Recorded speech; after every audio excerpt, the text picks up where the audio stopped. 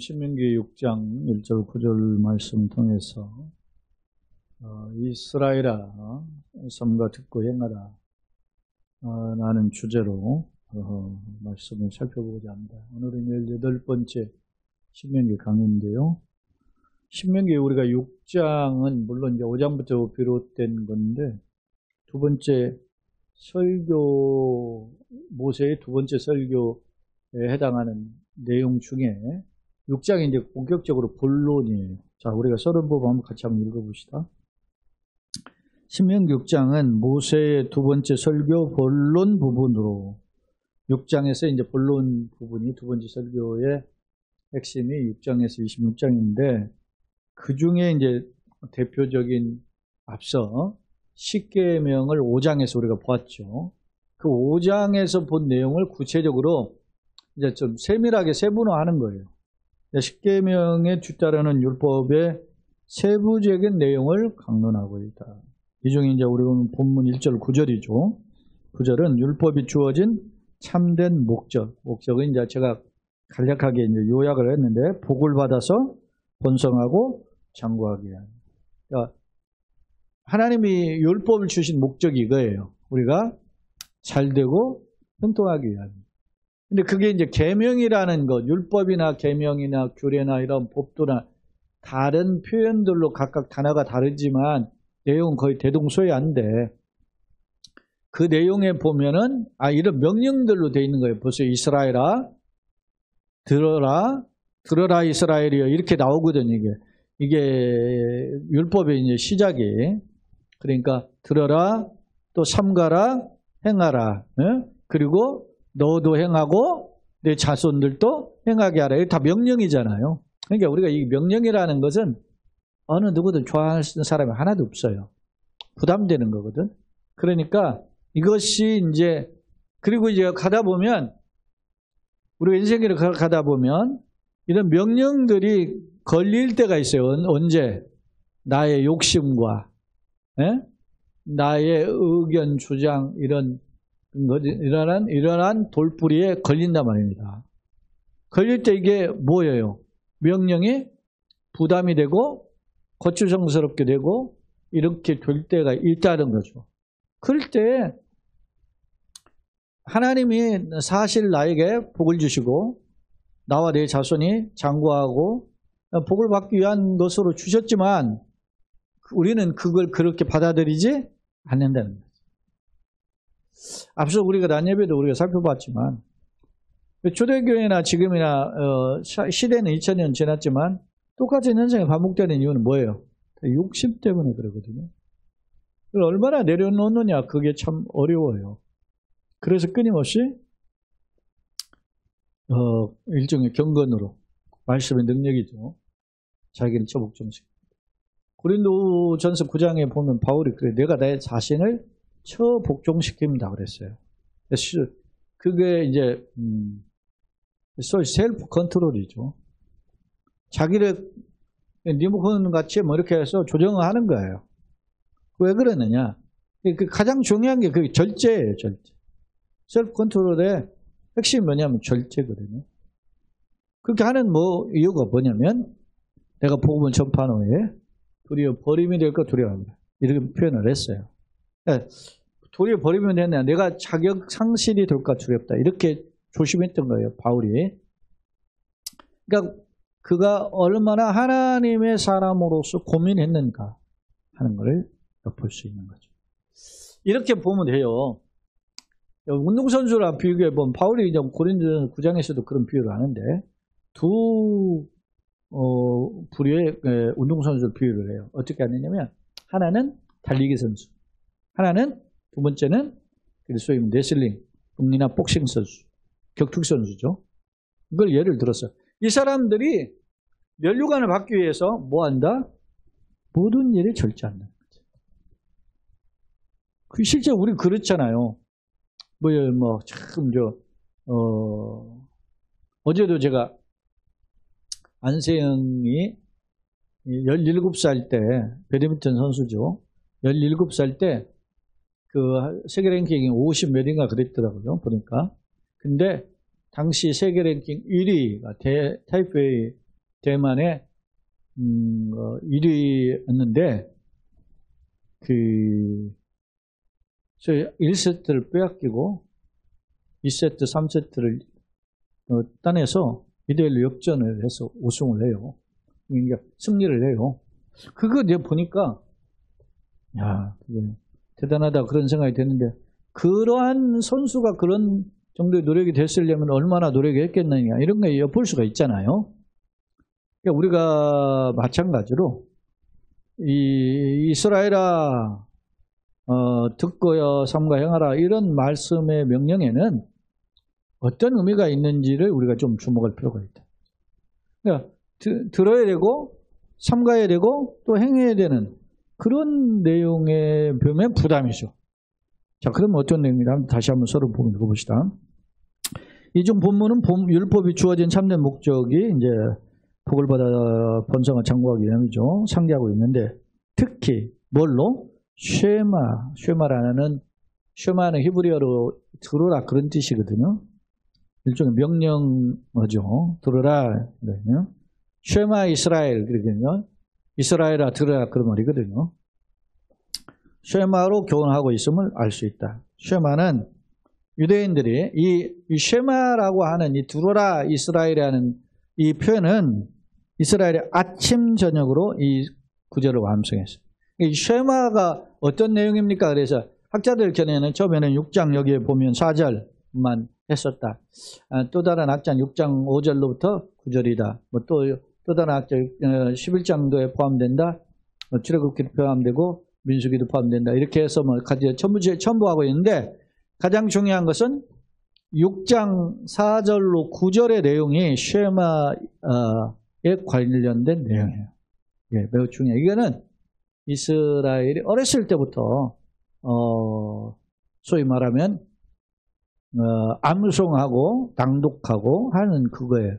그러니까 얼마나 중요 있게 여겼는지를 우리가 엿볼 수 있어요. 그러니까 쉐마를 교훈하고 있음을 수 있다. 쉐마는 유대인들의 아침 저녁으로 암송했고 또한 기록한 말씀을 손목과 이마에 부착하여 신앙의 근본 삼았던 경문이라고 그랬어요. 자, 혹시 여러분들이 그 사진에서는 이스라엘의 일건 혹은 나오는 사진에 보면 팔뚝에다가 띠를 이렇게 감은 거 보신 적 있나요? 띠를 감거나 이마에다가 이렇게 이 상자를 이마에 이렇게 두르거나 하는 사진들을 꼭 보신 적이 뭐 한 번쯤 보셨을 수 있을 거예요. 이게 뭐냐면 이게 경문이에요. 경문. 왜 이런 경문을 했냐면 뒤에 이제 4절, 5절로 9절의 내용에 보면 있어요. 그게 보면 우리가 이제 살펴보겠지만 그걸 어떻게 하느냐면 네가 앉아 있을 때든지 길에 갈 때든지 누워 있을 때 일어날 때든지 너는 그것을 내 손목에 기호로 삼고 내 미간의 표로 삼고 이 나오잖아요. 그렇게 하라고 하는 명령 때문에 이스라엘이 어렸을 때부터 그렇게 한 거예요. 손목에다가 그 띠는 뭐냐면 말씀을 기록한 그 내용을 띠를 손목에다 이렇게 둘둘 갖는 거죠. 그리고 말씀을 기록한 그 경문을 여기다가 이렇게 매서 상자를 딱 해서 매달은 거야. 근데 이게 자 보세요. 이런다고 이게 이렇게 이 말씀이 무슨 뜻이에요? 그만큼 너의 손목에 미간에 표와 기호를 삼으라는 말은 무슨 말이에요? 그만큼 이 말씀을 가까이 하라는 거죠. 근데 이스라엘은 어떻게 했어요? 이대로 문자 그대로 성경을 이 쉐마의 가르침을 기록해가지고 어떻게? 손목에다 두르고 이마에다가 둘렀단 말이에요. 그리고 나 하나님 뜻대로 살아 이랬다는 거야. 실제로 지금도 그래요. 그러니까 너무나 이게 문자에만 매달리는 거죠. 하나님이 주신 그 본 뜻을 놓치고. 자, 오늘 그런 내용을 한번 살펴보자는 겁니다. 자, 6장 1절로 와서 성경 한 구절씩 봅시다. 이는 곧 너희 하나님 여호와께서 너희에게 가르치라고 명하신 명령, 규례, 법도라. 명령, 규례, 법도는 다 율법이라는 하나의 의미로 해석이 될 수 있는데 단어가 조금씩 달라요. 뭐 후킴, 미시파팀 뭐 이렇게 이런 단어들로 율법, 뭐 토라 이런 식으로 한데 다 내용이 다 같은 의미를 반복 강조한 거다. 그렇게 생각하면 돼요. 그러면서 너희가 건너가서 차지할 땅에서 행할 것이다. 이게 하나님 명하신 명령과 규례와 법도는 이스라엘이 하나님 건너가서 어디에 지금 요단강 건널 거죠. 건너가서 차지할 땅, 약속의 땅이 가나안 땅이죠. 젖과 꿀이 흐르는 땅, 지금의 팔레스타인 땅이죠. 그 땅에서 행할 규례들이라는 거예요. 이게 언제 이렇게 명하셨느냐? 호렙산에서 하나님께서 모세에게 이렇게 말씀하셨다는 거죠. 그러면서 2절, 곧 너와 네 아들과, 너는 우리 본인 자신들이죠. 아들은 지금 당장의 자녀들이죠.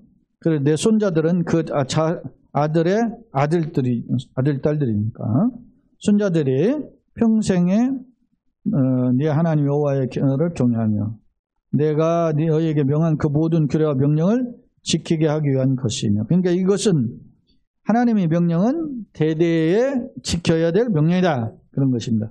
그런 것이면 또 거기에 덧붙이는 표현이 있어요. 2절에 하반절에 내 나를 어떻게 장구하게, 나를 장구하면 영원히 산다 그런 뜻이죠.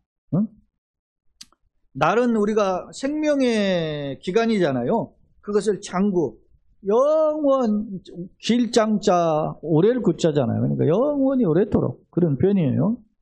장구하게 하는 것은 우리가 영원히 복을 받기 위함이다. 그런 표현이에요.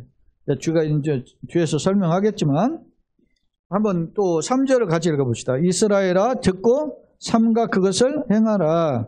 그리하면 네가 뭐하라고? 복을 받고 내 조상들의 하나님 여호와께서 내게 허락하신 것 같이 젖과 꿀이 흐르는 땅에서 내가 크게 번성하래.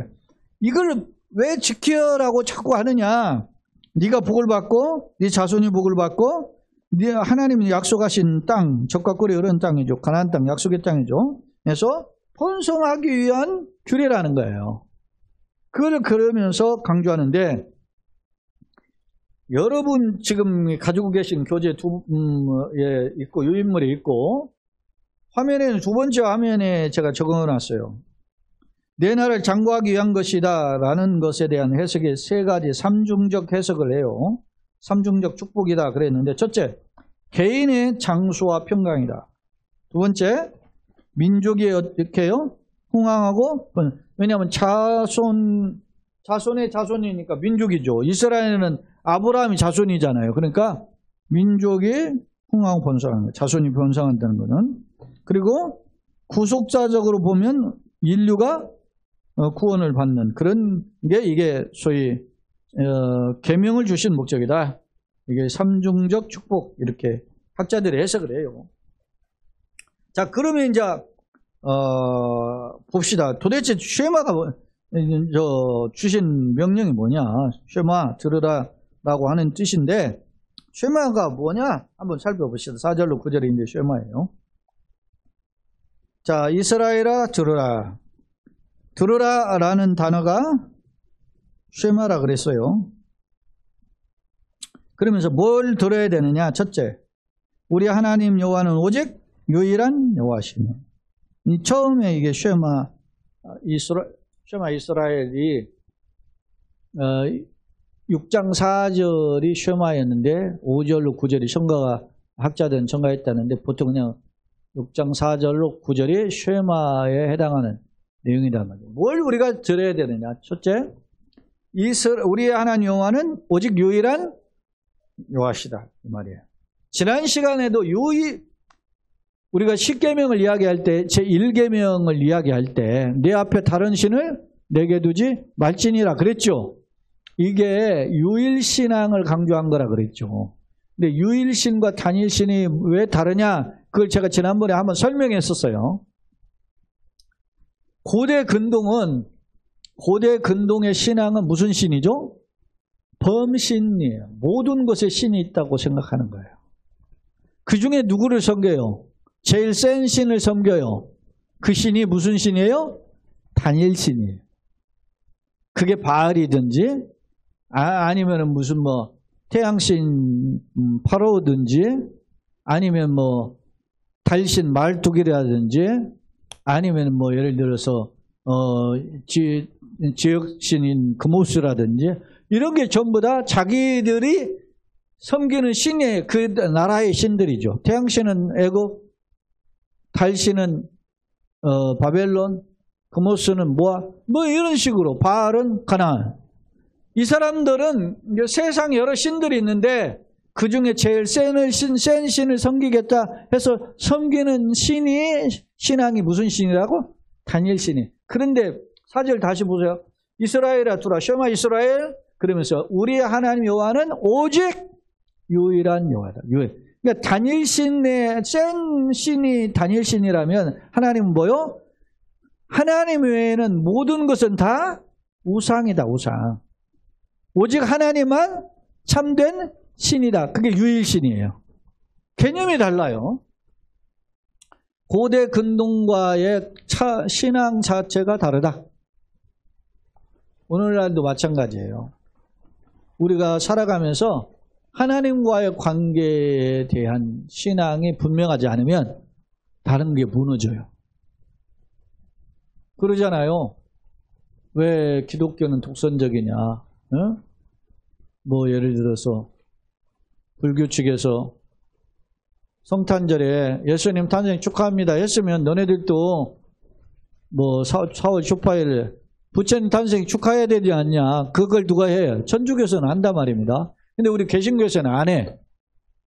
야, 너네 그게 좀 그렇게 타협도 모르냐? 서로 같이 그렇게 해야지. 근데 우리는 왜 그걸 안 해야죠? 그 자체로 신을 섬기기 때문에 우리는 안 하는 거야. 네?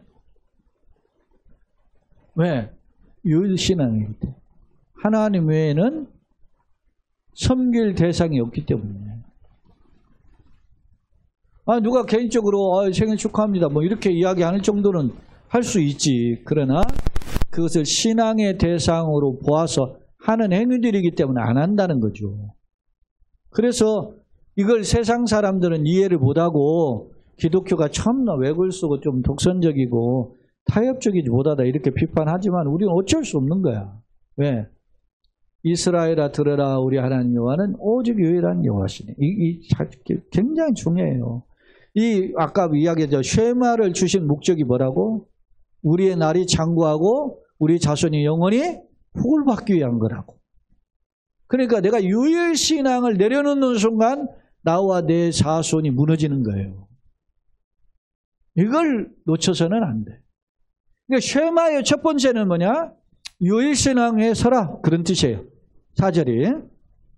자, 그 다음 5절 보세요. 그럼 그 하나님이 유일신인 여호와를 어떻게 해야 되느냐? 5절 다 같이. 너는 마음을 다하고 뜻을 다하고 힘을 다하여 내 하나님 여호와를 사랑하라. 자, 마음은 뭐고 뜻은 뭐고 힘은 뭘까요? 자, 이게 마음, 뜻, 힘 이게 레바브, 네페시, 메오드예요. 히브리어로 보면. 이게 레바브, 네페시, 메오드 단어가 다르죠. 그런데 마음은 우리의 전심을 가리켜요. 뜻은 우리의 뭐요? 의지적인 전 인격을 가리켜요. 힘은 뭐요? 나의 최선의 노력을 가리켜요. 다 같은 말이에요. 이걸 단어만 다르지? 달라. 그래서 제가 이거를 레바브, 네페시, 메오드라고 하는 히브리어의 단어를 분석했어요. 그건 뭐 주석의 내용인데 두 번째 화면에도 나오니까 그 잠깐 언급할게요. 자, 마음은 뭐라고 그랬어요? 지식, 감정, 의지. 그러니까 지정, 의지죠. 인격이죠. 그 다음에 뜻은 뭐예요? 생명과 영혼. 생명과 영혼 인격이죠. 똑같아. 힘은 뭐예요? 자기의 능력과 열정이다.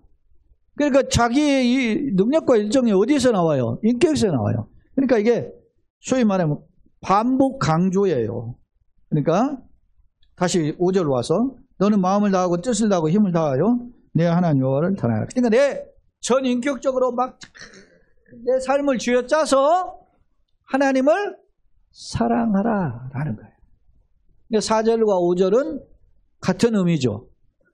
하나님은 유일하신 하나님이 유일신앙을 강조한 거고 5절은 4절은 그 하나님 유일하신 하나님을 내가 어떻게 대해야 된다? 마음과 뜻과 힘, 다시 말하면 전인격으로 사랑해야 된다. 이게 내가 뭐라고? 장구하고 영원히 내 자손과 함께 복을 받는 통로다라는 것. 그 다음에 이제 보세요. 6절. 오늘 내가 네게 명하는 이 말씀을 너는 마음에 새기고, 인격에 새기는 거죠. 마음은 인격에 새기고, 그 다음에 어떻게 해요? 내 자녀에게 부지런히 가르치면, 이제 자녀에게 가르치고, 그리고 내가 어디에 거하는 거죠? 집에 있을 때 내 삶의 이제 처소들이 내가 활동 영역이죠. 그게 어디가 있어요? 집에 있을 때도 있고, 길을 걸어갈 때도 있고, 누웠을 때, 누웠을 때는 이제 잠잘 때도 있죠. 아니면 또 일어나서 생활하는 활동력이 있을 때든지 이 말씀 어떻게 하라고? 강론하라. 이 말씀, 들어라 이스라엘이여, 이 말씀을 강론하라. 근데 그 핵심이 앞서 우리가 6장에서 쉐마 이스라엘에 이렇게 나왔지만 이스라엘의 율법의 엑기스가 뭐였어요? 5장에서 10계명이었잖아요. 제1계명에서 10계명까지 대신관계의 계명, 대인관계의 계명으로 요약할 수 있더라. 그런 겁니다. 그래서 자손에게 가르치고 집에든지 길을 가든지 누워있을 때 잠을 자든지 일어나서 있든지 이 말씀 항상 어떻게 해요? 강론하라. 그리고 심지어 8절. 너는 또 그것을 어떻게 내 손목에 매어 기호를 삼으며 내 미간에 붙여 표로 삼고 심지어는 어디까지? 내 집 문설주와 바깥문에 기록하라. 자, 우리 보면 어느 집에 가면 뭐 집 보면 써놓잖아요. 입춘대길 길 보면 써놓기도 하고 문지방 같은 데다가 막 노란색에다가 글씨 써 있는 거 붙여놓죠. 그게 뭐죠? 부적 붙여놓잖아요. 그죠? 성경 똑같아. 이런 어디서 유래했는지 모르지만 구약에서 이미 우리로부터 지금 이 말씀이 3,400년 전 이야기잖아요. 3,450년 전 이야기야. 3,406년이니까 한 3,430년 됐네. 그때 이미 이렇게 이스라엘을 하고 있었다는 거지요. 자, 참고로 이 말씀이 주어지기 40년 전에 이스라엘이 뭐 했어요? 출애굽을 했잖아요. 출애굽을 할 때 이스라엘이 어떻게 했습니까? 천사가 심판을 하는데 문설주에다가 뭘 발랐죠? 피를 발랐어요. 어린 양의 피를. 그걸 보고 어떻게 해요? 얘네 집은 어린 양의 피를 바른 집이다. 그렇게 그거 보고 넘어갔다. 그러니까 이게 뭐야? 하나의 이스라엘의 전통이 되는 거죠. 문설주는 내가 출입하는 아주 중요한 그죠. 그리고 바깥문. 그러니까 이게 여러분들 집에 뭘 붙이죠? 교회에 뭘 붙여요? 교패 붙이죠? 에? 교패를 붙이잖아. 일반 사람들은 문패를 붙이죠. 그런데 여러분의 집에 뭐를 붙여요? 교회에서 만든 교패를 붙이잖아요. 이게 다 똑같은 거야. 나 예수 믿는 집이야. 에? 나 이렇게 여호와 유일신앙을 섬기는 집이야. 나 어떻게 이거 자기 정체성을 내놓는 거야, 이게. 매우 중요하죠. 그죠? 자, 우리는 보세요. 되물어봐요. 이렇게 집에다가 교패를 붙이는데, 앞서 뭐라고 했어요? 이 교패 집에, 너 집 문설주하고 문 바깥 문에 붙이라고 그랬는데, 그 전에 뭐라 그랬어요? 너는, 개인적으로는. 손목에 기호를 삼고, 이마에 뭐요? 표를 삼으라 그랬잖아요. 그거 삼습니까? 집에 있을 때든지 길을 걸어갈 때든지 누웠을 때든지 일어날 때든지 항상 이걸 붙잡으라고 그랬잖아요. 그러면 집에 있을 때는 문설주에는 이 집은 하나님이 섬기는 집입니다 라고 표현했다면 집을 떠나실 때는 어떻게 해야 돼요? 내 손목과 이마에 기울을 삼고 나가는 거지. 그래서 지금도 이스라엘은 그렇게 두루마리 띠를 손목에 두르고 다닌다니까. 예? 이들 근본주의자들이. 이게 무슨 말일까요? 나의 인격의 색이라는 거죠. 인격. 사실은 정확하게. 내 마음과 뜻과 힘을 다해라는 너 인격 속에서 그렇게 하라. 그러니까 내 삶의 의지 속에 이게 나타나요. 사실은 나는 기독교인이라는 정체성. 저 사람의 몇 년을 다닌 교회 다니는 줄 모른다. 우리 직장 상사인데 저분이 교회 장로님이셨어. 그걸 모른다는 거예요. 왜? 그건 문제가 있는 거죠. 왜? 그 교회에 다닌다고 하면은 어떤 면에서 보면 소위 뒤에서 뒷담화 칠 수 있는 사람들도 있고 손해배는 일도 있고 하니까 불편한 거지. 예를 들어서 생각해 보세요. 내가 예를 들어서 성경책을 들었습니다. 성경책을 들고 지하철 탔어요. 자리가 비어있어서 앉았어요. 근데 누군가 피곤해 내가 오늘. 근데 누군가 어르신이 좀 왔어. 아니면 약간 분이 왔어. 임산부가 타셨어. 그러면 자리를 양보해야 되잖아. 근데 피곤해. 그럴 때 어떻게 해? 해야 되잖아요. 요즘 예전에 제가 저는 지하철 자주 타는 것은 아니에요. 간혹 타보면 막 문 열리면 막 쏜살같이 와가지고서는 막 잡고서는 딱 잡고 권사님 이리 와 이러잖아요. 그게 얼마나 창피한 일이에요. 집사님 또 뭐 같이 또 교회 목사님이 타면 목사님 여기 앉으세요. 막 또 거기서 막 사람들 듣는 데서 또 이래요. 얼마나 창피한 일이냐고. 좀 서서 가면 어때? 배려할 수 있는 마인드가 부족한 거죠. 이 말은 보세요. 너의 정체성을 나타내라는 거예요. 네가 기독교인인가? 네가 하나님을 경외하는 사람이야. 나는 하나님 뜻대로 사는 사람이라는 걸 보여주라는 거 아닙니까? 어떻게? 마음을 다하고 뜻을 다하고 힘을 다해서. 그리고 너의 가정에도 붙여놓고. 그러니까 소위 말하면 이게 무슨 말이에요? always 항상 하나님을 가까이 하라. 하나님을 경외하라. 하나님을 높이는 삶을 살아라. 그것이 너와 내 자손과 영구히 복을 받는 길이다. 그런 뜻입니다. 자, 두 번째 화면을 보겠습니다. 근데 오늘 1절로 3절, 4절로 9절 크게 두 단락으로 분류를 해볼 수 있는데 하나님 이스라엘에게 율법을 주신 목적으로 이를 지킬 때 참된 복을 약속하셨다. 명령, 규례, 법도는 율법을 반복하는 강조적 표현이라 그랬어요. 혹자는 이것을 뭐 의식법, 도덕법, 시민법 이런 식으로 분류를 해요. 그런데 이제 이렇게 분류하기도 하고 안 하기도 하는데 뭐 나름 의미가 있어요. 뭐 의식법은 이건 예수님의 은혜에서 성취됐다 이렇게 분류하기도 하고 도덕법은 여전히 지켜야 될 것이다. 그 대표적인 게 십계명이다 이렇게 분류하기도 하고 시민법은 당시 사회적인 시민으로서 지켜야 될 행동 강령이니까 오늘날과 같이 오늘날에서 그것이 성취됐다 아니다 이렇게 분류할 수 있다는 거죠. 예를 들면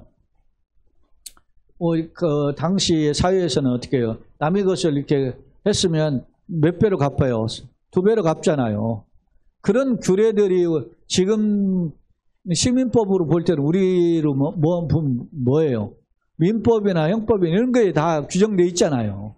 그러니까 교회가 그것에 그냥 너무 뭐 교회법을 내세워가지고 이렇게 하는 건 아니죠. 그래서 시민법은 어떤 것은 성취되어서 지킬 필요가 없는 것도 있고 어떤 건 여전히 지킬 필요가 있는 거고 이렇게 해석을 하는 거예요. 의미가 다르지요? 왜 의식법은 예수님을 예표하니까 다 성취됐느냐? 그래야 그런 기준들이 딱 있어야 지금 보세요. 저 하나님 교회라고 하는 안상홍 증인회 같은 경우는 고집하잖아요. 율법을 안식일이 토요일이니까 토요일날 예배 드렸네. 오늘 주일은 일요일이니까 일요일날 안 된다. 뭐 이렇게 이야기하는 거야. 그걸 모르니까 그런 소리가 나오는 거거든. 예? 지금도 여전히 뭐 유월절 지켜야 된다든지 뭐 주목절 지켜야 된다. 이런 소리를 하는 이유는 이게 이 율법은 누구의? 그리스도의 그림자임을 모르기 때문에 그래요. 그래서 이거는 후킴, 미시파팀이라든지 이런 에 대한 규례들을 어떻게 적용할 것인가에 대한 접근이 필요한 거죠. 자, 그 다음에 이제 내 나라를 장구하기 위한 것이다라는 삼중적 축복 약속이 크게 이제 세 가지 분류했는데, 첫째 개인이에요. 개인에 대한 복이고, 두 번째 민족에 대한 자손에까지 이어지니까 민족에 대한 복이고, 그리고 너를 위하여 천하 만민이 복을 받는 거니까 인류에 대한 복임을 알 수 있어요. 자, 젖과 꿀이 흐르는 땅이다. 젖과 꿀이 흐르는 땅. 이스라엘은 본래 목축업을 하는 유목민이죠. 근데 이스라엘에 차지한 가나안 땅은 소위 농업을 하는 땅이에요. 그러니까 목축과 농업을 할 수 있는 그런 지나. 우리나라도 이렇게 분류를 해보면 어떻게 해요? 평야와 산지 이렇게 분류하죠. 우리나라 지형을 분류할 때 산악지형과 평야지형으로 분류하잖아요. 근데 이스라엘은 네 가지 지형으로 분류를 했어요. 산지도 있고 평야도 있어요. 그리고 산지와 산지가 만나는 지형을 계곡으로 봐요. 와디라고 해서 계곡 지형으로 보고, 그리고 이스라엘 지형의 남쪽 지형은 광야예요. 이게 사막은 아닌데 사막과 같은, 거의 사막과 같은 곳이 이게 네게부라고 하는 게, 그런 지형이 이렇게 네 가지로 나눠져 있어요. 그러니까 그 지형에서 네게부 같은 데에서는 곡식을 할 수가 없죠. 그러니까 네게부에 가까운 그 지역에 있는 지역이 대표적인 사해바다죠. 근데 여러분, 그 산악과 산악이 만나는 그 계곡 와디는 왜 와디냐면, 이스라엘은 건기 우기가 분명하기 때문에 비가 많이 오면 이 계곡들이 물이 차가지고 범람해요. 그래서 거기가 풍요로워요. 그러다가 건기가 되면 이게 어떻게 해요? 말라버리니까, 거기가 바짝 말르니까 그 물인지 계곡인지 뭔지 구별이 안 되는 거예요. 그런 지역이 있고, 평야는 평야대로 있고 산은 산대로 있어요. 평야에는 목초지도 있고 산에는 목초지도 있죠. 특히 이스라엘의 요단강 동쪽으로 보면 지금은 요르단이 되어 있는데, 이스라엘의 정복한 골란 고원이 있어요. 지금도 골란 고원이 시리아 영토로 들어가 있는데, 이스라엘 현재 정보가 있는 이게 바산의 암소들이요. 이게 이 표현을 하고 있거든요. 그러니까 바산의 암소라는 말은 바산의 풍성한 소들을 가리켜요. 그들이 어떻게 소들이 풍성해지려면 어떻게 해야죠? 목초지가 많아요. 그러니까 이스라엘이 이렇게 목초지와 또 평야와 이런 산지 같은 건 나무도 많죠. 특히 이스라엘 갈릴리 북쪽에 있는 산지들은 풍요로운 나무들이 많아요. 그러니까 이런 것들을 배경으로 한 거예요. 자, 4절 9절. 전심으로 하나님을 사랑하고 명령을 자신과 자녀의 삶의 지표로 삼으라. 4, 5절 들으라고 상기한 후에 전인격을 다 여호와 하나님을 사랑하라고 명령했어요. 첫째, 오직 유일한 여호와는, 이는 상대적인 단일성이 아니라 절대적인 유일성을 강조했다. 그건 이미 설명했어요. 자, 마음, 뜻, 힘, 내밥을 표시해야 된 메오드는 명육간의 모든 활동력, 다시 말하면 전인격을 강조해. 특히 마음을 가리키는 지정이고, 뜻은 생명과 영혼, 힘은 능력과 열정, 이런 것인데, 충칭하면 전인격이다. 마음은 전인격이니까 마음이 새긴 그런 말씀을 내 인격에 새기고 전심전력하라, 그런 뜻입니다. 가르치다, 이 슈아난이라고 하는 것은 뾰족하게 하다, 날카롭게 하다, 뭐 이런 의미가 있어요. 찌르다, 그런 의미가 있는데, 그만큼 우리 가슴에 새기는 것을 강조하죠. 그 다음에 손목에 기호 삼고 미간에 표로 삼으라는 것은 손목은 손을 활동하고 있잖아요. 그러니까 행동하는 주체고 미간은 두뇌잖아요. 두뇌니까 사고와 분별력을 강조하는 표현이다. 그리고 문설주어 바깥문은 가정을 말씀으로 주관하게 하라. 하나님 명령은 마치 고대 여기 부적을 지닌 고대 풍습 중에 하나예요. 이게 고대 근동에 이미 다 이런 풍습들이 있었다니까. 그런 거죠. 오늘날 보세요. 불신자들 미신이라고 하면서 뭐 베개 밑에도 넣고 부적 붙여놓잖아요. 여러분 생각해 보세요. 말씀을 이렇게 해가지고서는 내가 막 머리맡에도 놓고 뭐 그렇게 해본 적 있어요? 없잖아. 그러니까 우리가 어떤 면에서 보면 정성이 부족한 거지. 이게 그런다고 뭐 어떤 사람은 뭐 성경을 배우자 하면 성경이 쑥쑥 들어옵니까? 그러지는 않잖아요. 그렇게 그런데 어찌됐든 우리가 성경을 가까이 하는, 말씀을 가까이 하는 일이 좀 중요하다라는 점을 이런 걸 통해서 다시금 배우게 되죠. 세 번째 화면입니다. 쉐마의 교훈. 첫째 의미. 쉐마의 뜻은 들으라예요. 삶의 방향성을 가르치는. 그러니까 고린도전 10장 31절에 먹든지 마시든 무엇을 하든 하나님의 영광을 위해서 하라는 거죠. 그런 의미가 담겨져 있어요. 쉐마의 본문을 아침 저녁으로 암송하고 또한 기록한 양표지를 가족 상자에 담아서 기도할 때마다 때는 손목에 두르고 이마에 부착해서 신앙 근본으로 삼으라. 이게 소위 이게 경문 제도거든요. 그로 발전시켰다. 첨가 본래 6장 4절만 가르쳤으나 5절로 9절까지 그러니까 이제 보통은 이 6장 4절로 9절이 쉐마예요. 근데 거기에 이제 11장이나 출애굽 13장이나 또 민수기 15장까지 이렇게 덧붙여서 쉐마로 분류하는 학자들이 있어요. 부작용.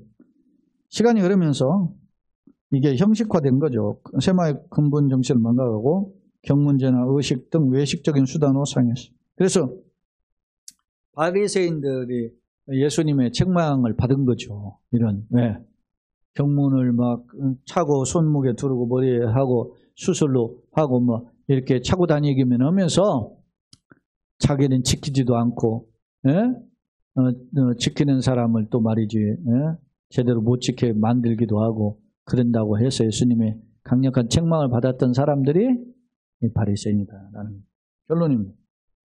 때때로 자녀들의 경우 부모님의 가르침을 억압적인 굴레로 생각하는 경향이 있죠. 그죠? 어렸을 때는 특히 더 그러죠. 하지만 이는 성숙하지 못한 자세이다. 본문의 교훈은 율법이란 인간을 속박하는 올가미가 아니라 복과 사랑을 베풀어 주시기 위한 하나님의 은혜의 방편임을 상기시켜 줍니다. 그렇기 때문에 감사한 마음으로 순종하고 또 약속을 바라볼 것을 역설하고 있다. 하지만 안타깝게도 과거와 현대를 살펴보면 어느 시대든지 뭐 그렇게 율법을 막 사랑하고 이렇게 하질 않아요. 부담으로 여기지. 응? 그러니까 우리 아이들도 그러잖아요, 흔히. 예배 끝났어? 와! 막 그러잖아요. 왜냐? 뭐 지켜야 될 규례가 부담되는 게 생각하니까.